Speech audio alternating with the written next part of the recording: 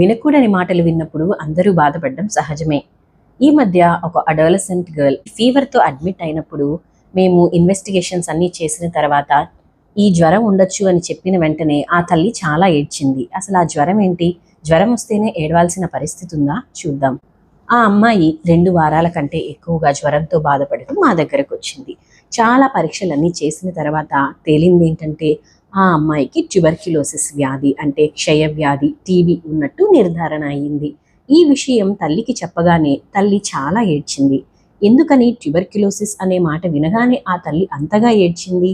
TB లేదా క్షయవ్యాధి అనే మాట వినిన వెంటనే అదేదో చాలా పెద్ద జబ్బని, దానికి ఏదో పరిష్కారం ఉండకపోవచ్చని, ప్రాణాంతకమని భావించి, లేదా చుట్టుపక్కల వాళ్ళు టీబీ వ్యాధి ఉన్న వాళ్ళని వెలివేస్తారేమో, దగ్గరికి రానివ్వరేమో అన్న భయంతో ఆ తల్లి నా బిడ్డ జీవితం ఏమైపోతుందో అని చాలా ఏడ్చింది.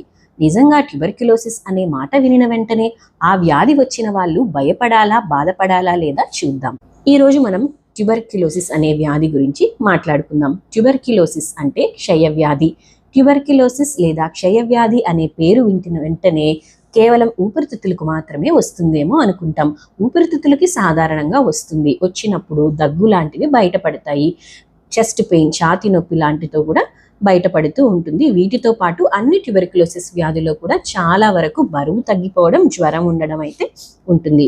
కానీ ఈ ట్యూబర్క్యులోసిస్ వ్యాధి ప్రత్యేకత ఏంటంటే ఊపిరితిత్తులు మాత్రమే కాకుండా శరీరంలో ఏ అవయవాన్ని వదిలిపెట్టకుండా అఫెక్ట్ చేయగలిగిన డిసీజ్ ఈ ట్యూబర్క్యులోసిస్. మెదడుకు రావచ్చు, ఊపిరితిత్తులకు రావచ్చు, కిడ్నీస్కి రావచ్చు, చివరికి చర్మంతో సహా ఎక్కడైనా ట్యూబర్క్యులోసిస్ వచ్చే అవకాశం కూడా ఉంటుంది.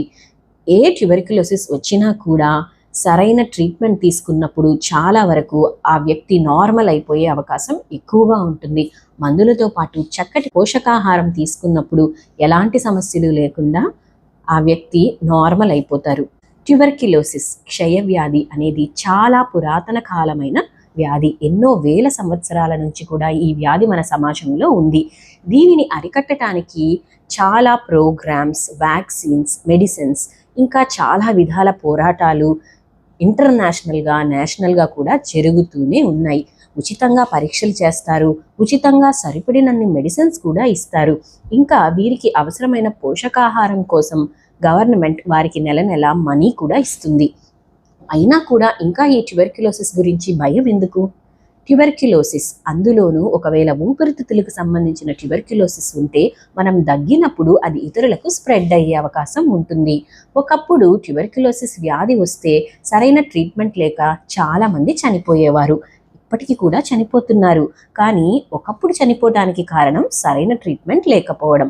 మరి ఇప్పుడు చనిపోవడానికి కారణం ఏంటంటే టీబీ వ్యాధి అనే పేరు వినిన వెంటనే భయాందోళనకి గురై సరైన ట్రీట్మెంట్ తీసుకోకుండా ట్రీట్మెంట్ని నిర్లక్ష్యం చేసి ఆ బిడ్డనో, ఆ వ్యాధి వచ్చిన వ్యక్తినో నిర్లక్ష్యం చేయడం వలన, ఆ మందులు సరిగా తీసుకోకపోవడం వలన చాలా మరణాలు జరుగుతూ ఉన్నాయి. ట్యూబర్క్యులోసిస్ అనే వ్యాధి గురించి భయపడాల్సిన అవసరం లేదు. కానీ జాగ్రత్తలు అయితే తప్పకుండా తీసుకోవాలి. మీకు 2 వారాలకు మించిన జ్వరం, 2 వారాలకు మించిన దగ్గు, లేదా ఏ కారణం లేకుండా బరువు తగ్గిపోతూ ఉన్నారంటే ట్యూబర్క్యులోసిస్ అయ్యే అవకాశం ఉంటుంది. అలాంటప్పుడు వెంటనే మీ దగ్గర ఉన్న ఏ గవర్నమెంట్ హాస్పిటల్కి వెళ్ళినా గల్ల పరీక్షను చేయడం ద్వారా కొన్ని గంటలలోనే మీకు డయాగ్నోసిస్ చెప్పేస్తారు. ఒకవేళ ట్రీట్మెంట్ అవసరమైతే మాత్రం గవర్నమెంట్ హాస్పిటల్స్ అన్నింటిలోనూ ఎన్ని నెలల ట్రీట్మెంట్ అవసరమో అంతా కూడా ఫ్రీగా ఇస్తారు. కాబట్టి భయాందోళన లేకుండా, దీని చుట్టూ ఉన్న స్టిగ్మా అనేది లేకుండా తప్పకుండా మీరు సంకోచిస్తున్నట్లయితే పరీక్ష చేయించుకొని టీబీ నిర్ధారణ అయినప్పుడు మంచిగా గవర్నమెంట్ ఇచ్చే మందులు వాడినప్పుడు పూర్తిగా నయమైపోయే అవకాశం ఉంటుంది. నయమైపోయిన తర్వాత నార్మల్ జీవితాన్ని గడిపే అవకాశం తప్పకుండా ఉంటుంది. ఆ వ్యాధి పేరు వినగానే భయపడకుండా, బాధపడకుండా, ఆ వ్యక్తిని నిర్లక్ష్యం చేయకుండా, వెలివేయకుండా అందరూ తోడుగా ఉండి సపోర్ట్ చేసినప్పుడు ఏ టీబీ పేషెంట్ కూడా చనిపోయే అవకాశం ఉండదు. కాబట్టి ట్యూబర్క్యులోసిస్ అనే వ్యాధి వినిన వెంటనే భయపడద్దు, బాధపడద్దు, ఆందోళన చెందవద్దు. ట్యూబర్క్యులోసిస్ ఉన్న వ్యక్తిని దూరంగా పెట్టడం, ఆ వ్యక్తిని వెలివేయడం, అసహ్యించుకోవడం, దూరం పెట్టడం వంటి పనులైతే చేయకండి. ఎవరైనా ట్యూబర్క్యులోసిస్ వ్యాధి, అందులోనూ ఊపిరితిత్తులకు సంబంధించిన ట్యూబర్క్యులోసిస్ వ్యాధి ఉంటే స్ఫూటం నెగిటివ్ వచ్చేంత వరకు అయితే మాస్క్ వేసుకోండి ఇతరుల మధ్యలో ఉన్నప్పుడు. చక్కటి పొల్యూషన్ లేని గాలి, మంచి ఆహారం, మంచి మందులతో పూర్తిగా ట్యూబెర్క్యులోసిస్ నయం అయిపోతుంది. ట్యూబెర్క్యులోసిస్ అనే వ్యాధి గురించి మనం భయపడాల్సిన అవసరం అస్సలు లేదు.